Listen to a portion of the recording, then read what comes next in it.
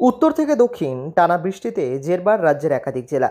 দক্ষিণবঙ্গের বহু এলাকা জলের তলায়, অন্যদিকে উত্তরের পাহাড়ি অঞ্চলে তৈরি হয়েছে ধসের আশঙ্কা। আবহাওয়ার মারমুখী রূপে চিন্তায় প্রশাসন।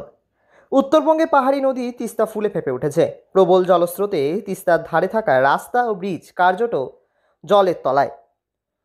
রবিছড়া ও ২৯ মাইল এলাকায় ১০ নম্বর জাতীয় সড়কের ওপর দিয়ে বইছে নদীর জল।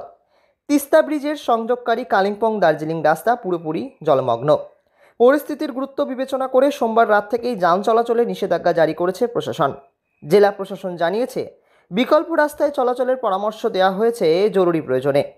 প্রাকৃতিক দুর্যোগের পাশাপাশি সবথেকে বড় বিপদ হয়ে দাঁড়িয়েছে ধস।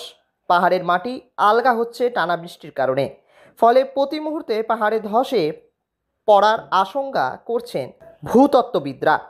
পাহাড়ি গ্রামগুলোতে স্থানীয় বাসিন্দাদের ইতিমধ্যে নিরাপদ স্থানে সরিয়ে নিয়ে যাওয়ার কাজ শুরু করেছে বিপর্যয় মোকাবেলা দপ্তর। আবহাওয়া দপ্তরের পূর্বাভাস অনুযায়ী মঙ্গলবার ও বুধবার উত্তরবঙ্গের অধিকাংশ এলাকা হালকা থেকে মাঝারি বৃষ্টির সম্ভাবনা রয়েছে।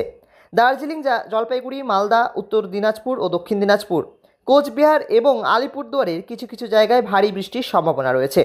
সঙ্গে বজ্রপাত ও ঘন্টায় ৩০ থেকে ৪০ কিমি বেগে ঝোড়ো হাওয়া বইতে পারে বলে জানিয়েছে হাওয়া অফিস। আবহাওয়া দপ্তর ও প্রশাসনের তরফে জানানো হয়েছে, নদীর কাছাকাছি ও পাহাড়ি ঝুঁকিপূর্ণ এলাকায় বসবাসকারী মানুষদের সতর্ক থাকতে বলা হয়েছে। পর্যটকদের পাহাড়মুখ ভ্রমণ আপাতত বন্ধ রাখার পরামর্শ দেওয়া হয়েছে। জরুরি ভিত্তিতে উদ্ধারকারী দল তৈরি রাখা হয়েছে বলে বিভিন্ন জেলায় জানান প্রশাসনের তরফে।